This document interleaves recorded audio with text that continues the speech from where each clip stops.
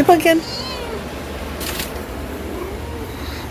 Hey, what's up, garden friends? Jeff here, Tropical Plant Party. How's everybody doing? We're good. I am great. I don't know what's going to happen this week. I'm actually filming my intro at the beginning of the week for a change because I remembered it's really cold outside, which I feel like I've been saying a lot, but it's like really, really cold. It said -1 when I woke up, and I think we're up to 1 degree. But here's the exciting news about that. There, 72. So that's kind of the ultimate test of my new gardening bubble setup here. As 73-degree temperature difference.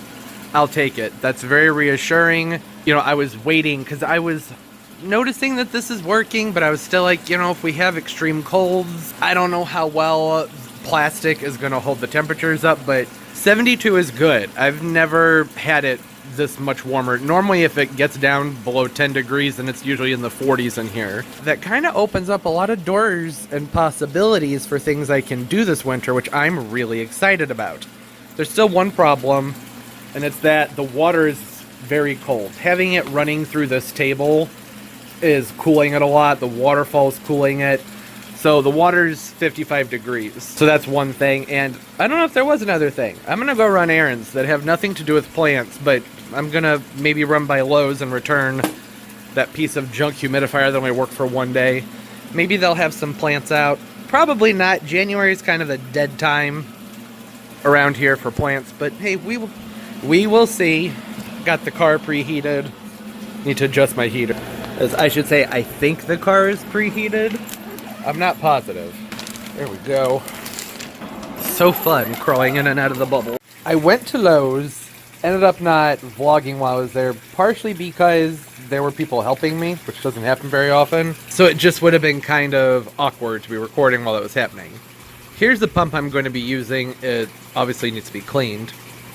I got all my parts home. They don't fit. I didn't measure this, but I read the description from when I ordered it, and the description said that the outlet size was 1 1/4. That is definitely not 1 1/4. That is 3/4 to an inch maximum. So I have a whole bunch of stuff to return. I'm going to have to go back to Lowe's, but this is going to have to wait for another time.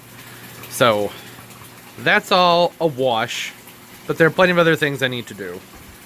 I do need to get on top of this, though. I think what I may end up doing is just using the adapters that came with this. They, have a spout on them that you can hook tubing to. And just order more of the corrugated pond tubing. But what I had been hoping to do was get this rigged up so I can just hook a regular garden hose to it. It'd be a lot easier. It would take up less space. I even bought a hose to put with this, but I'm taking it all back. And I think I'm just going to have to go with the corrugated tubing. The problem with the corrugated tubing is it is a nightmare to get that stuff over those fittings. I can use my heat gun, that helps a little bit, but it doesn't help a lot with corrugated tubing. And it generally only comes in 20-foot lengths. I'm going to need at least twice that, and it's expensive. So it's going to have to wait. For now, I'm just going to have to keep watering by hand. The problem is, my fingers are getting kind of worn from holding the watering can. So I don't know. I'll figure something out. That's always the fun of winter gardening, is making things work. So that's that with this. So here's what I need to do now. I have this box here. It has 2 zippers in it. I have 1 extra from when I put up this door over here. They have them set up so you can have 2 zippers. But I don't want to unzip 2 zippers every time I come in and out. I'm in and out of here all the time. So I've just did the 1. So I have 1 extra from that 2-pack, and then I have these 2. So I'm going to end up with an extra because I need to put another door over here and back over there where you can't see. But I need a door right here so that I have access to... I left an area opened for the pond so I can be near the filter, clean the filter easily, and so I can get, better to the plants that are around there. So I have an access over there. So I need to put a zipper there, and I need to put one over there. But I'm hesitant to put one there. Let me go over there and we'll talk about it. Okay, so here's where the other door needs to go. The plastic over here is 10mm greenhouse plastic, which isn't cheap. So I'm hesitant to cut it up. I mean, I kind of have to, because this is where all the orchids and everything are. If there's any spot that needs easy access, it's over here. And you can kind of see there's an issue here. One is that I can't get the plastic over to the wall all the way because there's power tools along this wall. So I need to do some weaving and whatnot. And I may go ahead and continue that extra layer of 4mm plastic over here as well, just so it's a little bit double insulated. I don't know if I'm going to need to do that, because even with this giant gap here, things are pretty toasty in there. We're at 82 degrees today, and it's like, actually it's fairly warm today. It's up into the 40s, but it's been staying in the 70s in there, which is great. And I like for there to be a little bit of ventilation. I think it's just kind of a safety thing. But that's going to need to be affixed in some way, shape, or form, because otherwise it's going to be kind of hard to have the tension necessary for the door. Does that make any sense? Probably not. And then over here is where the other door needs to go. So I need to finish getting this piece of plastic up. I need to get it up and tight so I can cut it and tape it. Because when you have the 2 layers, I have to... I guess I'm going to show you, so I should probably just shut up and do it, right? What I didn't even realize is that I actually have 3 layers of plastic here. One here, one here, and then the main. So instead of what I was going to do is just cut through the 2 layers and then duct tape the outer layer to the inner layer and put the zipper on. Instead, I'm just gonna walk through it like this every time, because they meet right here, so it really wouldn't work well to cut them. But I got the zipper put on. It's a little wonky because there's some creases from the angles here, but it will work. And now it has this tool where you just kind of stab it in there and pull it down to cut it. I actually didn't use this on the other door, so I'm going to give that a try and see how it works. So it seems like all you do is you take this little tool and you stab it through. It's got some blades in it, and supposedly you can just peel this down. Yeah, alright, hit a snag. This is really not that promising. So, that kind of worked.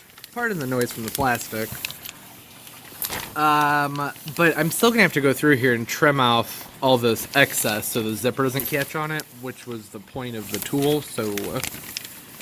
yeah, I don't know about that. On the other door, I just used a box cutter and sliced down the middle, then took a pair of scissors and cut the stuff off, and that actually was much easier.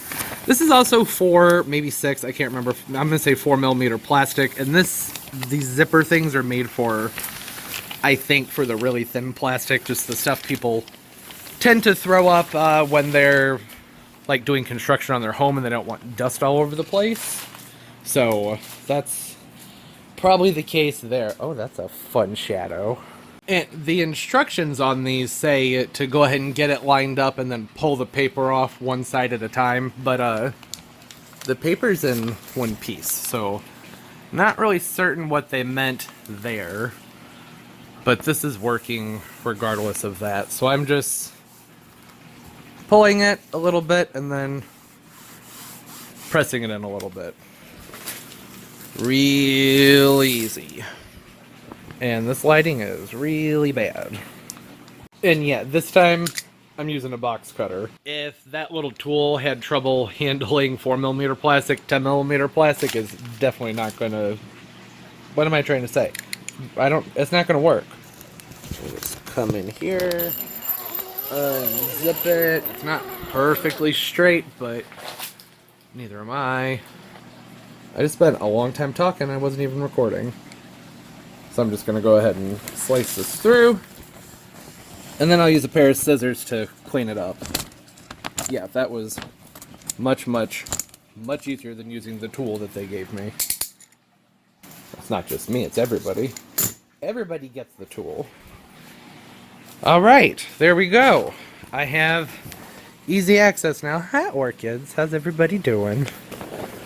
Still tidying and cleaning to do, but I am happy to have that done. Before I forget, the fate of this oleander, not looking great. But there are seeds. So I need to collect those seeds and save them.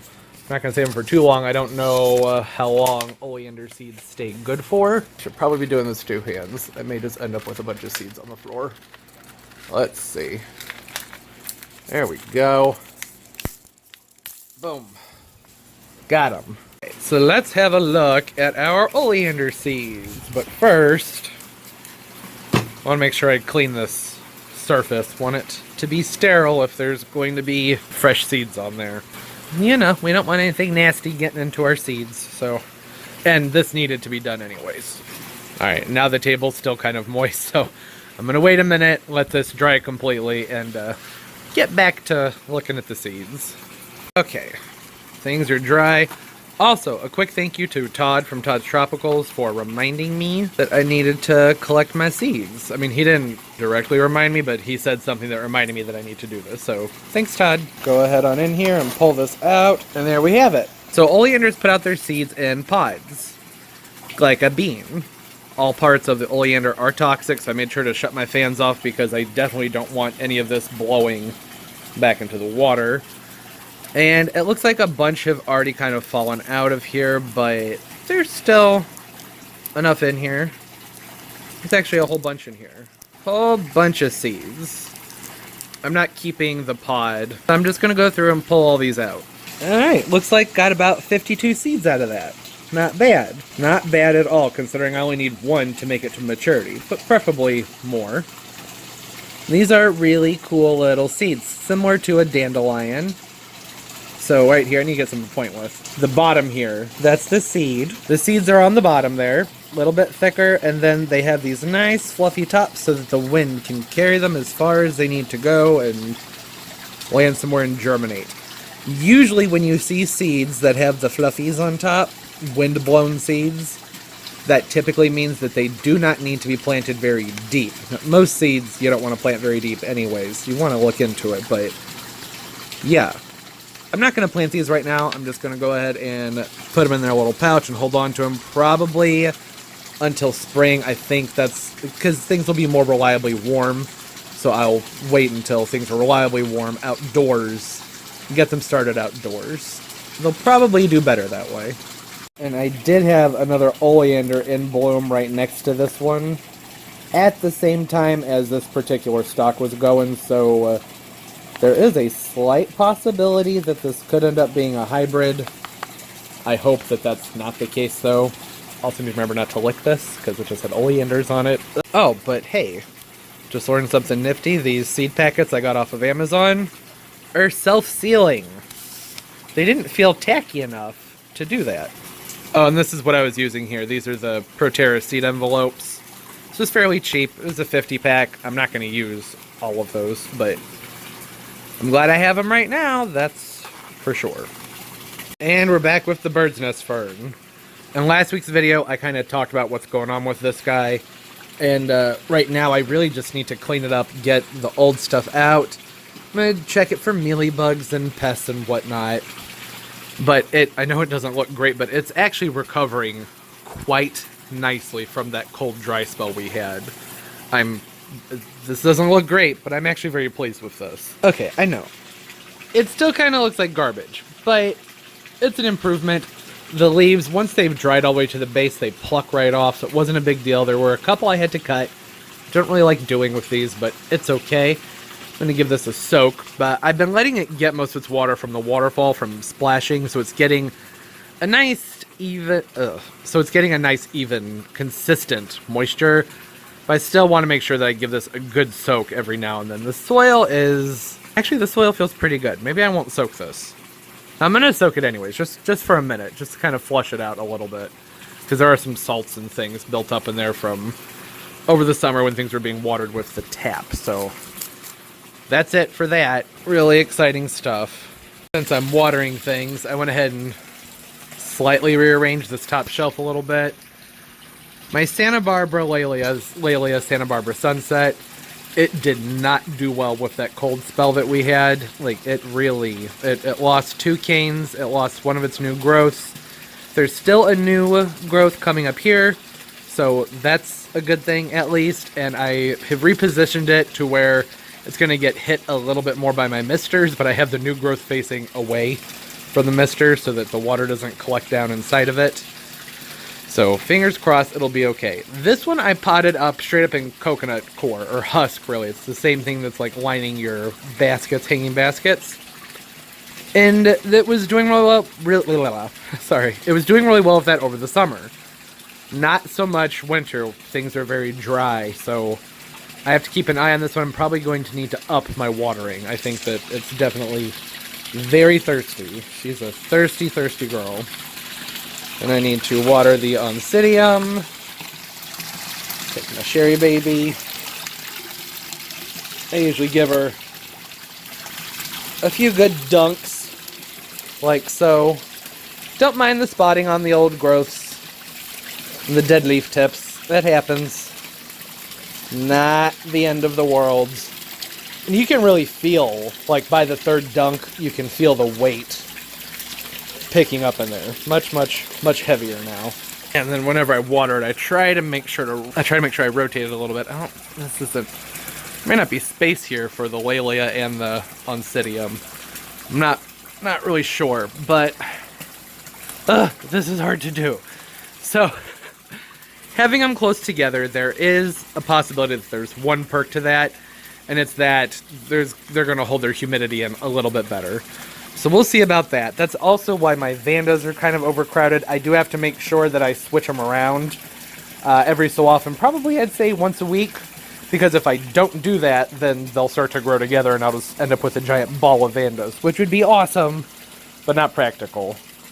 Also, this one rotted out. It's been slowly doing that for like 3 years, and it finally just kicked the bucket when things got cold.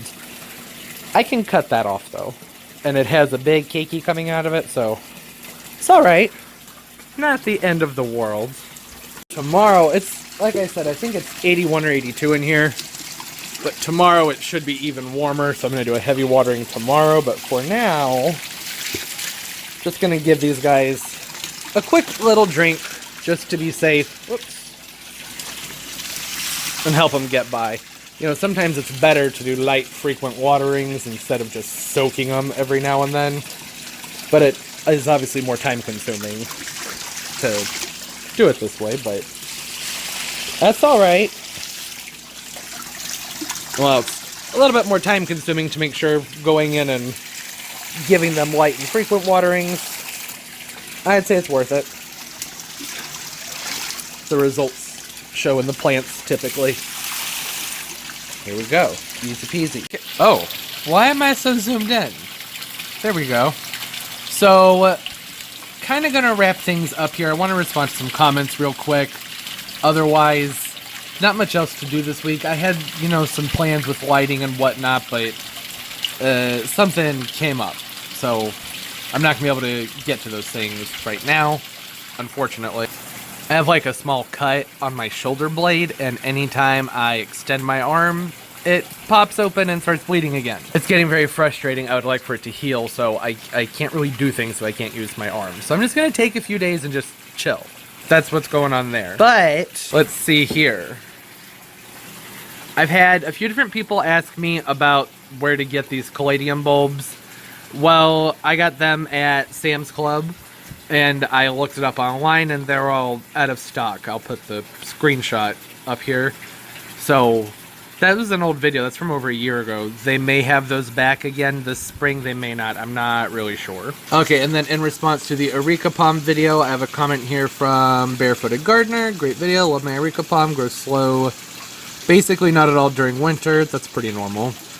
I was shocked here. Yet they can take temperatures into the 20s fairly easily, but not for an incredibly long time. I've always composted my potting mix, used biochar. Awesome. That's great. They love that. Contemplating planting them and digging them up before winter. I'm not sure how well they take you and their roots chopped back. Okay, so that's what I wanted to talk about. Some palms are fine with having their roots chopped up. Areca palms are kind of okay with it, but here's what I would suggest. Because palms kind of like to be root bound to an extent, and cutting roots and all those cuts can lead to infections. It allows pathogens in, so it's always best to minimize that if you can. And there are some palms that if you cut the roots, the entire root dies, like the sable palms. That's why they're sold as just giant sticks, because once you dig them up, they lose their roots. So you have to regenerate their roots completely when you replant them. Now, I have a few different palms.